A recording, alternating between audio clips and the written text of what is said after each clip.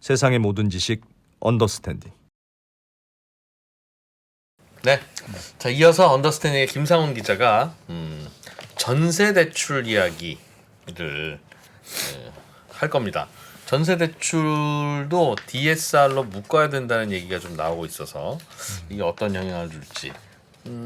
그냥 자기 집을 자기가 사시는 분 아니면 대체로는 전세 세입자이거나 전세 집주인이거나 둘 중 하나이시기 때문에 또 재미있는 이야기, 중요한 이야기일 것 같아요. 김상훈 기자님 바로 만나보겠습니다. 어서 오세요. 네, 안녕하세요. 김상훈입니다. 네, 이슈가 뭐예요? 최근에 부쩍 많이 나오고 있는 얘기죠. 전세 대출도 DSR로 묶어야 한다. 이게 DSR이 되게 강력한 규제잖아요. 네, 그 상환할 수 있는 만큼만 빌려라. 전세 대출도 지금은 전세 대출을 예외 DSR 계산할 때 안 넣어요? 맞습니다. 근데 앞으로도 넣자. 네, 이유가 뭐 두 갈래 정도인데 첫 번째는 뭐 DSR 때문에 대출 이제 앞으로는 크게 늘지 않을 거다라고 얘기를 했었는데 최근에 또 그 기사에서 많이 나왔지만 주택담보대출이 6월달에 3년 4개월 만에 최대 폭으로 늘었다. 이게 물론 은행권 주택담보대출만 한정한 거긴 하지만 그래서 이게 DSR이 있음에도 불구하고 왜 이렇게 대출이 늘어나는 거냐? 뭐 구멍이 있는 게 아니냐? 그 구멍 중에 하나가 뭐 DSR에 예외 적용을 받고 있는 전세 대출이 아니냐? 이런 논리로 전세 대출도 DSR에 포함을 해야 된다라는 주장이 하나가 나오고 있고 두 번째 주장은 이 전세 대출이라고 하는 게 정부가 보증을 해주는 거잖아요. 예. 그래서 이게 지금까지 너무 갭 투자에게 악용이 됐다는 거예요. 저금리 시대, 정부 보증 이런 걸 끼고 예. 갭 투자하는 사람들이 굳이 규제가 많이 있는 담보대출을 받지 않고 전세 대출을 끼고 집을 사면서 집값도 되게 많이 올랐고 그런 결과로 최근에 그 빌라왕이라든지 뭐 미추홀 전세 사기라든지 이런 문제들이 계속 터지고 있잖아요. 그래서 이게 문제가 어쨌든 터졌기 때문에 늦었지만 지금이라도 안전판을 만들어야 되는데 그러려면 전세 대출도 DSR에 넣어야 된다. 이런 주장들이 나오고 있는 거죠. 그래서 전세 대출 많이 못 받게. 그렇죠. 전세 대출도 상환할 수 있을 만큼 우리가 당신들의 소득 능력을 보고 상환 능력을 보고 조금 앞뒤가 안 맞긴 합니다. 전세 대출은 어차피 그 만기가 되면 계약이 끝나면 다 갚는 건데 네. 그래서 그걸 예외로 뒀던 건데 우리가 보기엔 이게 구멍이고 부작용이 있기 때문에 지금이라도 고쳐야 되는 거 아니냐라는 얘기들이 최근에 많이 나오고 있는 거죠. 전세 대출은 어차피 한 2년 또는 4년 있다가 다 원금 갚을 거니까 네. 그럴 것까지는 없을 것 같긴 한데 왜 이 얘기가 나오고 있는 게 왜 그래요? 요즘에 갑자기 전세 대출. 일단 첫 번째 처음에 말씀드렸던 것처럼 그 갑자기 또 다시 가계 대출이 늘고 있으니까 요즘 네. 이게 되게 근데 이상한 게 금리가 많이 다시 오르고 있는 추세거든요. 잠깐 슬라이드 하나 보여드리면 그때 제가 한번 그 최근에 그 역마진 주담대 대출이 나오고 있다라는 얘기를 한번 전해드린 적이 있는데 보시면 4월까지 계속 내림세를 보이다가 다시 올라가고 있거든요. 이 그렇잖아요. 금리가 올라간다고 하면 당연히 주택담보대출은 수요가 줄어드는 게 맞는데 다시 이렇게 올라가고 있는 추세니까 여기 보시면 지금 5월 달 것까지밖에 안 나와 있기는 한데 6월 달에 코픽스가 이만큼 올랐거든요. 3.70으로. 예. 근데 7월 달에는 더 오를 거예요. 왜냐하면 최근에 그 새마을금고 뱅크런 사태 때문에 새마을금고가 채권 시장에 채권을 많이 던지면서 은행채 금리도 많이 올랐습니다. 보시면 은행채 금리가 4월 달에 이만큼 떨어져 있다가 지금 이렇게까지 올라와 있는 상황이잖아요. 예. 7월 달에는 아마도 지금 대출을 받는 분들은 금리를 더 높은 상황에서 지금 대출을 받고 있을 수밖에 없는 건데 이게 어떤 이유 때문에 금리가 이렇게 올랐음에도 불구하고 그리고 DSR이 올해 초부터 완전하게 시행이 되거든요. 1억 이상이면 다 DSR 적용을 받아야 되는데 그럼에도 불구하고 어떻게 이렇게 대출이 늘어나는 거냐. 이런 문제의식들이 지금 나오고 있는 거죠. 근데 그 주범이 전세 대출이라는 거예요? 주범까지는 아닌데 네.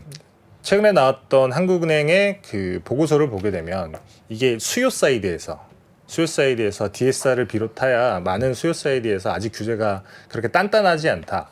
특히나 DSR 같은 경우는 예외 사항들이 되게 많이 있거든요. 뭐 예를 들면 전세 대출도 DSR에 빠져 있기도 하지만 또 다른 한편으로 있는 게 신규 새로 대출을 받는 것만 적용이 되는 거예요. 그러니까 예를 들면 내가 원래 대출이 있었는데 새로 대출을 하나 더 받으면 그러면 한꺼번에 묶어가지고 DSR을 해서 너는 소득 상환 능력이 다 안 되니까 이 대출은 안 돼. 혹은 여기까지만 받을 수 있어. 이렇게 되는데 기존에 있던 대출들은 내가 신규 대출만 받지 않으면 그대로 갖고 가는 거라서 이거는 계속 그냥 만기 연장만 하면 되는 거예요. 이런 것들 때문에 조금 뭐랄까 가계대출이 딜레버리징이라고 하죠. 이제 조금 가계부채의 몸집을 줄이는 게 아니라 오히려 계속 늘어나고 있다. 이런 주장들이 나오고 있는 거고. 그래서 한국은행에서 했던 얘기는 뭐냐면 이게 장기 구조적인 관점에서 이렇게 대출이 많이 있게 되면 저성장이 고착화될 수밖에 없다. 왜냐하면 대출이라고 하는 게 가계대출인 경우에는 내가 받게 되면 그래서 이 과도하다라는 얘기는 내가 갚을 수 있는 것보다 대출이 더 많다는 얘기인 거잖아요. 예. 예.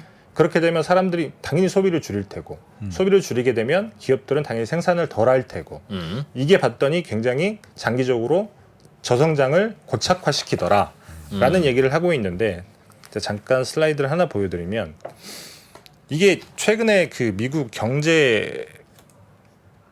국가경제연구국에서 냈던 워킹 페이퍼에서 따온 거예요. 한국은행 보고서에도 나와 있는데 보시면 이게 조금 1940년 이후에 117개국의 가계대출 규모랑 성장률의 인과관계를 따진 논문이거든요. 굉장히 방대한 연구인 건데 예. 여기서 하는 얘기가 뭐냐면 50% 이상 정도 되는 그러니까 GDP의 50% 이상 정도 되는 가계부채가 있다라고 하면 예. 이게 10년쯤 뒤에 가면 성장률을 최대 2%까지 낮출 수 있다. 그 가계부채가 맞습니다. 지금 우리는 몇 프로예요? 지금 저희는 GDP 대비 100% 넘어섰죠. 그래서 세계에서 한 세 번째 정도 되는 그래서 가계부채가 되게 심각하다라고 얘기를 하고 있는 거고 한국은행도 이 지점을 지적을 하고 있는 거예요. 지금 이게 단순히 터질 만큼의 큰일이 있는 건 아니지만 이 누적되어 있는 가계부채 때문에 장기적으로 봤을 때 우리는 구조적으로 저성장이 계속 고착화되는 상황에 놓여 있다. 이 문제를 깨야 되는데 그 해법 중에 하나가 그 전세대출이라고 하는 전세대출이 전체 지금 가계 대출에서 한 16% 정도를 차지하고 있거든요. 예. 200조 정도 되니까. 그래서 이 전세대출 같은 경우에도 DSR에 집어넣어서 우리가 규제를 조금 단단하게 할 필요가 있다라고 얘기를 하고 있는 거죠. 전세대출을 DSR에 집어넣으면 보통 전세대출 받는 분들은 집은 없는 분들이 대부분 아닙니까? 그렇죠.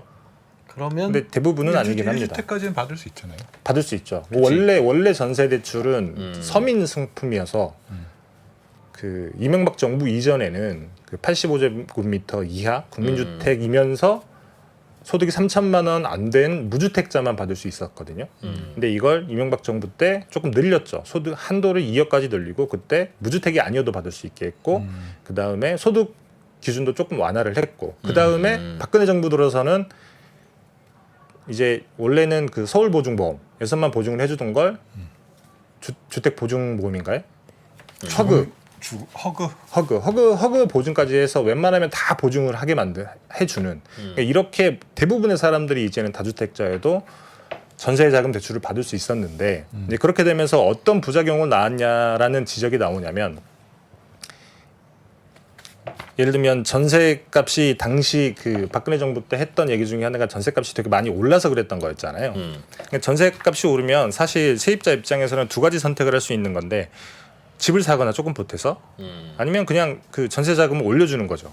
근데 전세 자금을 올려주는 건데 당시만 하더라도 정부가 보증을 해주기도 하지만 저금리 시대였기 때문에 전세 자금 대출이 굉장히 싸요. 예. 한도도 되게 높고 그렇기 때문에 대출을 받아서 그냥 전세금으로 올려주는 거죠. 당시만 하더라도 집값이 그렇게 높지 않았으니까. 근데 전세가는 계속 이렇게 올라가고 이런 상황에서 갭투자들이 본 겁니다.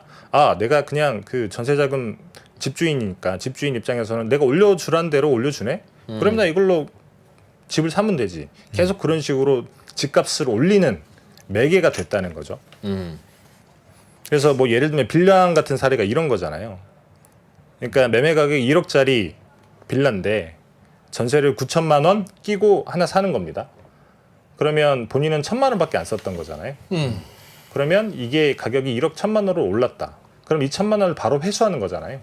이걸로 또 1억짜리 집을 사는 거고 이게 계속 무한 반복되면서 그 사람은 굉장히 많은 빌라를 소유할 수 있게 됐던 거고 근데 이게 계속 집값이 오른다라고 하면 상관이 없는데 집값이 떨어지는 순간 나락으로 떨어지는 거잖아요. 그래서 지금 저희가 뭐 최근에 그 세입자에게 돌려주는 전세금 반환 대출 같은 경우에 DSR에 제외도 해주겠다라는 그 극약 처방 같은 대책도 나왔던 거고 그래서 이 문제가 사실은 전세자금 대출이 너무 과도하게 나갔던 문제가 있었던 거다. 그래서 이거를 규제를 하려면 DSR에 집어넣는 게 맞다라는 라는 얘기가 나오고 있는 거죠. 저건데 참 그 딜레마가 저 대출 안 해주면 1번 뭐 내 집을 산다, 2번 전세금을 올려준다. 근데 거기 전세 대출 안 해주면 경기도나 뭐 외곽으로 훨씬 더 나가야 된다. 그런 거잖아요. 맞습니다. 그러면 사람들이 그걸 참 견딜 수 있을까요? 그렇죠. 취지도 좋았고 이미 해왔던 거를 다시 뒤로 돌리는 게 굉장히 쉽지는 네. 않다라고 저도 생각을 해요. 근데 다만 이 주장을 하는 분들 얘기는 뭐냐면 어찌 됐든지 간에 부작용이 너무 크지 않냐. 단순히 그 세입자들의 문제도 있기도 하지만 또 다른 한편으로는 가계부채가 너무 커서 우리나라 그 거시경제에 악영향을 계속 미치고 있다라고 이 문제도 해결을 해야 되거든요. 그렇게 되면 어떤 방법이라도 찾아야 되는 건데 그렇게 되면 뭐 다른 방법이 사실 많지는 않으니까 그래서 전세자금 대출을 DSR에 집어넣는 게 맞다라는 주장이 나오고 근데 이게 사실 실무적으로 굉장히 쉽진 않습니다. 쉽지 않은 이유 중에 하나가 뭐냐면 사실 DSR이라고 하는 게 그런 거잖아요. 그러니까 대출을 받았는데 그 대출에 이자를 더해서 연간 갚아야 되는 원리금이 얼마다 이렇게 나눠보고 그 다음에 너의 소득이 얼마니까 너는 이 소득이면 대출이 되네. 소득이 안 되면 이만큼 대출은 안 돼. 이런 건데 제가 잠깐 시뮬레이션을 돌려봤는데 전세 대출은 만기가 2년이잖아요. 슬라이드 하나만 보여주시면 예를 들면 전세자금 대출이 1억이다. 연간 그리고 그 금리가 5%다. 그렇다고 하면 연간 갚아야 되는 원리금이 5,500만 원이에요. 예. 그러면 다른 대출을 아무것도 쓰지 않는다고 할 때 그러면 나는 1억 3천을 벌어야 되는 거예요. 1억 3천인 사람이 사실 많지는 않잖아요. 그럼 2억이라고 하면 연간 원리금이 1억 1천만 원이니까 2억 7,530만 원이 돼야 되고. 야, 전세 대출 2억 받기도 불가능하겠네요. 거의 웬만한 집이면. 그렇죠. 저 정도 소득이 있으면 집 샀지 않겠습니까? 맞습니다. 그래서 뭐 사실 갱신권이 있으니까 그러면 만기를 4년으로 하면 어떠냐 예. 이렇게도 할 수 있는 거죠. 그러면 조금 부담은 줄어들기는 하는데 1억을 받을 때 갚아야 되는 연간 원리금이 3천만 원이니까 그럼 연소득이 7,500만 원. 이 정도쯤 되면 그래도 뭐 괜찮지 않겠냐라고도 할 수 있기는 한데 근데 사실 전세 대출만 대출을 가지고 있는 가정은 굉장히 드물잖아요. 다른 대출도 있으면 저 정도도 대출이 안 나올 거고 그러면 맞습니다. 거의 전세 대출 자체가 없어지는 거네요. 그렇죠. 그래서 예를 들면 마이너스 통장 같은 경우에는 한도가 뭐 5천, 1억, 뭐 1억 5천 이렇게 가는데 그것도 5년으로 나눠서 하거든요. 내가 얼마 쓰느냐에 상관없이 한도를 5년으로 쪼개는 거니까. 네. 그렇기 때문에 4년으로 한다고 하더라도 쉽지는 않게 되는 그런 상황이 오는 거죠. 그래서 이 만기는 2년이지만 산정 만기, 그러니까 DSR을 계산을 할 때 쓰는 만기를 5년 혹은 그 이상으로 하면 되지 않느냐라는 이야기도 그래서 나오고 있습니다. 뭐 그렇게 되면 뭐 계산하기는 충분히 뭐 어느 정도 룸이 생기는 거니까 뭐 그럴 수는 있는 거죠. 그러니까 이게 그 규제를 강하게 해서 네. 야 전세 대출도 4년 만에 갚아 아니면 2년 만에 갚아 라고 하면 가계 대출은 줄어들지만 그렇게 되면 전세 대출이 맡기니까 서민들이 난리가 날 거고 네, 부모님이 현금 있는 사람만 전세 살고 그럼 우리는 월세 살란 말이냐. 네, 근데 그렇게 나오면 그거 견딜 수 있겠어요? 그렇죠. 그러니까 그렇게 하면 규제를 못 하고 그렇다고 해서 그러면 전세 대출은 그럼 한 8년이나 10년으로 원금 다 갚는 걸로 해서 웬만하면 받을 수 있게 해줍시다라고 하면 가계 대출 늘어나는 걸 못 막고. 맞습니다. 그러니 이 고민은 해봐야 네. 뭐 어떡하자 말이냐. 그래서 한국은행에서 하는 얘기는 네. 그런 거예요. 이게 일단은 뭐 DSR 규제를 하기는 해야겠지만 어느 정도 할지는 한국은행에서 뭐 제시한 건 아니에요. 네. 근데 지금 은행 같은 경우 한국에 있는 은행 같은 경우에는 사실은 가계 대출을 하지 않으면 바보가 되는 그런 구조에 놓여 있습니다. 은행들이 은행들이 예를 들면 이런 건데 잠깐 슬라이드를 보여드리면 원래 한국에 있는 은행들도 사실 그 IMF 이전에는 기업 대출을 굉장히 많이 했습니다. 근데 IMF 때 한번 데이고 난 다음에 기업 대출을 굉장히 많이 줄인 상황이고 그 자리를 가계 대출로 채운 거죠. 근데 은행들 입장에서 가계 대출을 안 할 수 없는 이유가 뭐 일단 뭐 당연한 거긴 하지만 기업 대출은 연체율이 꽤 높죠. 그래서 가계 대출보다 연체율이 높기 때문에 수익성 자체가 은행 입장에서는 더 좋아요. 가계 대출이. 그게 첫 번째고 네. 두 번째는 뭐냐면 은행은 사실 건전성이 제일 중요하잖아요. 은행이 망하면 다 망하는 거니까. 근데 이 건전성을 지키려면 가계 대출을 늘릴 수밖에 없습니다. 뭐 수익성 좋은 거니까. 수익성이 좋은 게 아니라 그 BIS 비율을 계산을 할 때 위험 가중치가 달라요. 가계 대출이 오히려 낮다. 훨씬 낮습니다. 잠깐 슬라이드를 보여드리면 이게 2019년 기준이긴 하지만 이 기업 대출의 위험 가중치가 75% 정도가 됩니다. 네. 주택담보대출은 18%밖에 안 돼요. 이게 이걸 바탕으로 해서 제가 조금 계산을 해본 건데 여기 보시면 예를 들면 자기 자본이 1조고 대출 자산이 20조인 은행이 있다고 해보죠. 근데 방금 말씀하신 것처럼 기업 대출의 위험 가중치는 75%입니다. 주담대는 18%밖에 안 돼요. 네. 요거 이렇게 계산을 해보면 BIS 자기 자본 비율이 12.2%가 나옵니다. 근데 요거 자리를 바꿔보죠. 기업 대출이 12조고 주담대가 8조다. 그러면 BIS 비율이 9.6%까지 떨어집니다. 그러니까 은행 입장에서는 굳이 기업 대출을 해줄 이유가 없는 거예요. 기업 대출을 해줄 이유가 없고 할 필요가 없으니까 본인들은 예금이 계속 들어오면 가계 대출을 계속 굴릴 수밖에 없는 거고 마케팅도 많이 하고 그렇게 되는 거죠. 예. 더더군다나 한국 같은 경우에는 가계 대출 같은 경우에는 대출 채권을 주금공에 팔 수 있잖아요. 주금공에 팔면 주금공이 MBS를 만들고 그 MBS 팔 때 일정 부분 원금을 회수하니까 리스크를 조금 해지하고 MBS를 팔고 난 다음에 은행들이 다시 사가잖아요. 그 MBS를 사가면 이것도 위험 가중치가 낮아서 자기 자본 비율을 조금 보강하는 그런 효과가 있는데 기업 대출은 유동화할 수 있는 방법이 없어서 그렇기 때문에 기업 대출을 은행 입장에서 해줄 이유가 없는 거예요. 그래서 한국에서 하는 얘기가 뭐냐면 가계대출의 수요를 줄일 수도 있지만 이 공급단에서 은행이 기업대출을 할 수 있게끔 제도도 만들어줘야 되는데 지금 그게 안 돼 있다는 겁니다. 은행들이 기업 대출을 많이 해주면 그렇죠. 가계대출에 목을 안 매도 되는데 덜 해줄 테고. 그렇습니다. 그러면 뭐 이자율도 올려받으려고 할 거고 손님을 못 오게 할 수는 없으니. 그렇죠. 그러다 보면 전체적으로 잘 알아서 브레이크가 걸릴 텐데. 네. 자, 가계대출에 기업 대출. 근데 기업 대출을 해주면 떼이니까.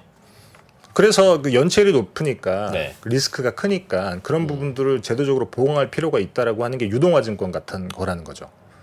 예를 들면 대출 하나하나 떼봤을 때는 얘가 네. 연체 사고가 날 수 있지만 이걸 한꺼번에 묶은 뭐 ABS를 발행을 했다. 아, 기업 대출을 그렇죠. 그래서 뭐 저 만기에 따라서 혹은 뭐 부실한 거는 따로 뽑고 이렇게 해서 맞습니다. 그 미국에서 가계 대출을 그렇게 했다고 망한 게 2008년에 서프라임 모기지 아닙니까? 그렇긴 한데 그때 미국에 있는 가계대출은 워낙에 잠깐 슬라이드를 하나 보여드리면 부실한 게 많을 수밖에 없었던 게 이런 거예요. 이게 2002년부터 2005년까지 미국의 그 가계대출의 소득이랑 예. 대출의 상관관계를 점으로 찍어 놓은 건데요. 그러니까 소득이 늘어나는 것과 상관없이 그냥 가계대출을 마구잡이로 해줬다는 거죠. 근데 한국 같은 경우에는 보시면 이런 식이에요. 소득이 늘어나는 사람, 소득이 많이 있는 사람들한테 대출을 해줘서 이것만 보면 건전성은 되게 괜찮다. 가계 대출은 그런데 그렇죠. 근데 우리는 기업 대출을 좀 늘리려니 기업 대출도 뭐 예를 들면 늘린다라고 하면 이런 식으로 할 수는 있는 거죠. 무작위로 그렇게 할 필요는 없이 다만 이걸 묶어서 유동할 수 있는 그런 시장만 만들어주면 되는데 예를 들면 2022년에 주택담보대출을 기본자산으로 한 MBS 발행액이 15조쯤 됩니다. 예. 발행 잔액은 140조예요. 근데 기업대출 채권을 기초자산으로 한 유동화증권은 발행액이 1.8조밖에 안 되고 잔액은 예. 8.9조밖에 안 돼요. 가뜩이나 은행들이 기업에 대출하면 바보가 되는 이런 구조에서 유동화라고 하는 시장이 없으니까 은행들 입장에서는 여기 이 대출은 그냥 우리가 원래 해주던 사람, 위험하지 않는 사람만 해주고 다 가계대출로 몰려갈 수밖에 없다는 거죠.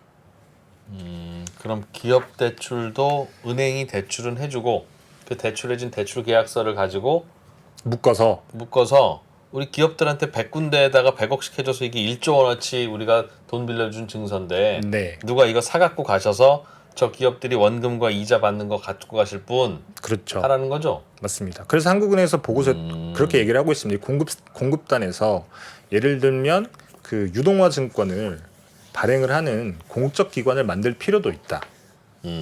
미국의 페니메이, 프레디맥, 우리나라의 주금공처럼. 맞습니다. 그래다가 이제 그 기업 MBS가 문제가 되거나 망하면 어떡하냐 하는 얘기일 텐데. 이제 그런 것들은 뭐 관리를 잘 해야겠죠. 근데 사실 이미 MBS는 그렇게 하고 있으니까. 근데 또 기업은 또 기업의 수요가 있어야 되잖아요. 그러니까 대출을 일으킬 만한 기업들이 점점 늘어나고 해야지 뭐 전반적으로 기업 대출 수요가 늘어날 텐데. 맞습니다. 근데 우리나라는 그것도 다시 돌아가는 건데 가계 부채가 조금 쪼그라들고 딜 레버리징이 되면 가계 소비 여력이 생기는 거고 소비 여력이 생기면 다시 또 기업들이 사들이는 거고. 그러니까 예를 들면 이렇게 되는 거죠. 이거는 이 슬라이드는 가계 대출이 아닌 기업 대출이 늘어났을 때 어떤 효과가 있느냐를 나타내는 건데 여기 보시면 기업 대출은 늘어나면 늘어날수록 성장률이 커져요. 뭐 당연한 거겠죠. 기업은 투자를 위해서 부채를 빌리는 거니까. 근데 이렇게 되면 조금 시일은 걸리고 당장은 안 되고 시일은 걸리겠지만 선순환 구조가 만들어질 수 있다는 거죠. 예. 그리고 DSR 같은 경우에도 실무적으로 이렇게 나누는 게 힘들다고 하면 제가 금융단계 전에서 물어봤습니다. 그러니까 2년짜리 만기인데 산정 만기를 5년, 뭐 10년 이렇게 해줄 수 있냐? 뭐 하라고 하면 못할 건 없기는 한데 조금 그림이 이상하다. 근데 이게 생각을 해보면 전세 대출이 갭 투자나 뭐 사기 이런 데 활용되는 걸 막는다라고 하면 굳이 DSR에 집어넣기보다는 이걸 에스크로 계좌라고 하죠. 에스크로 계좌를 만들어서 이걸 딴 데 못 쓰게 하면 되는 거 아니냐. 근데 집주인이 그럼 자기 돈으로 10억짜리 집은 캐시로 다 사고 전세금 6억은 받아서 그쪽에 에스크로에 넣어놓으라는 건데 그렇게 살 수 있는 집주인이 몇이나 되겠으며 네.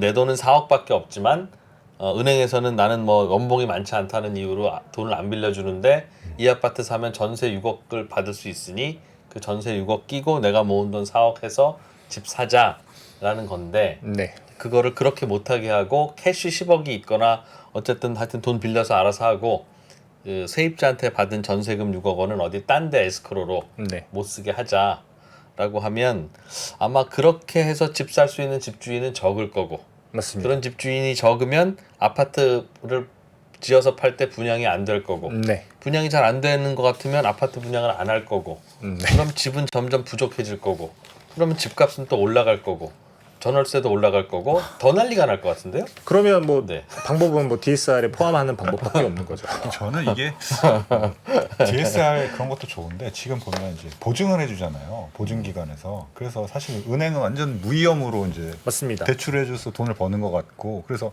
뭐 소비자도 좀 이윤이고 이득이 있고 은행도 큰 이득이 있어서 이게 점점 더 커지는 것 같아요. 그런 부분들을 조금 순차적으로 조정하는 것도 어떻게 보면 수요를 많이 줄일 수 있는 방법이 아닌가 싶기도 한데. 보증을 줄이는 방법. 예, 뭐 예. 여러 가지 방법이 예. 있을 수는 있죠. 그래서 뭐 그런 해법도 있더라고요.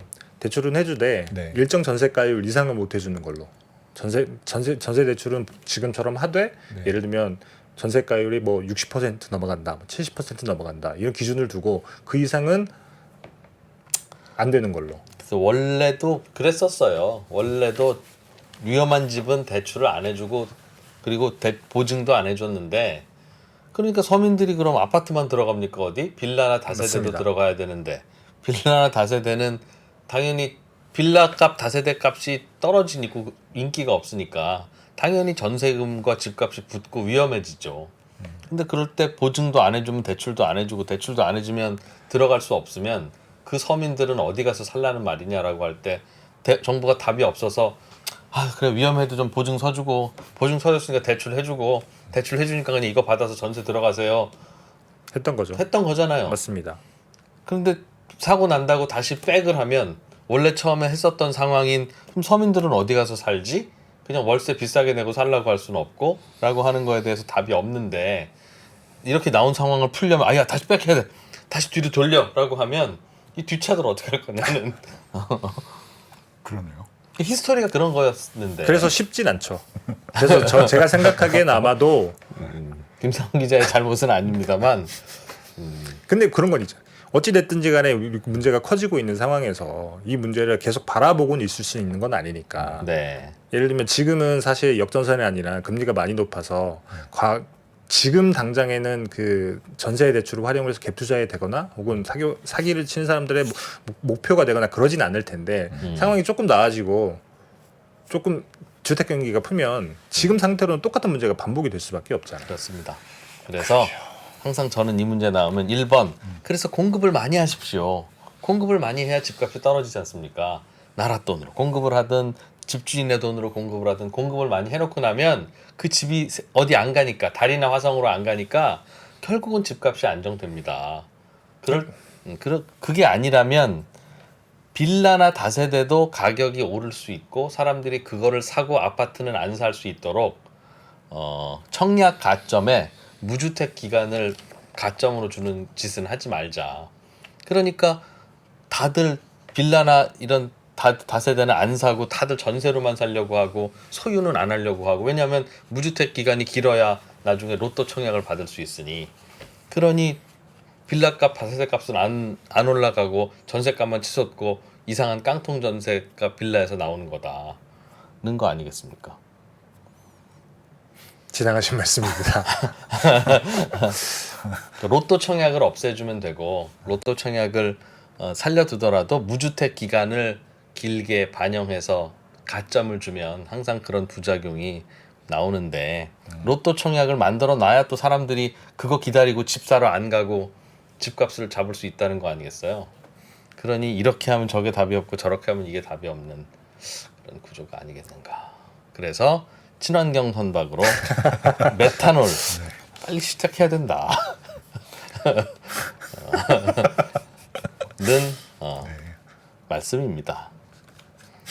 네, 그런데 한국은행은 그러나 저러나 일단 가계대출은 줄여야 되니까 전세대출이 주범이니 전세대출을 줄여보자. 전세대출을 포함한 여러 그 규제들을 해보자라는 거고, 기업 대출을 유동화하는 거 한번 해보면 뭐 은행들이 기업 대출로 좀 가지 않겠습니까 하는 건 한번 생각해볼 만 새로운 이야기네요. 맞습니다. 못 들어봤던. 네.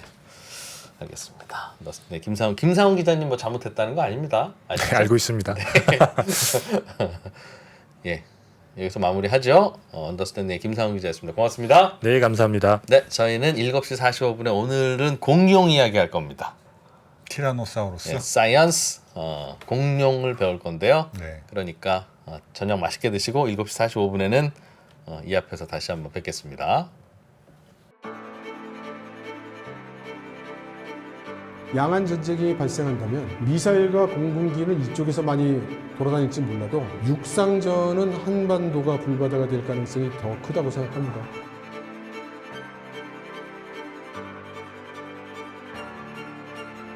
미중 관계를 새로운 시각으로 접근해 큰 인기를 끌었던 이철 박사의 강연 달라진 중국, 달라질 중국의 후속편이 책으로 나왔습니다.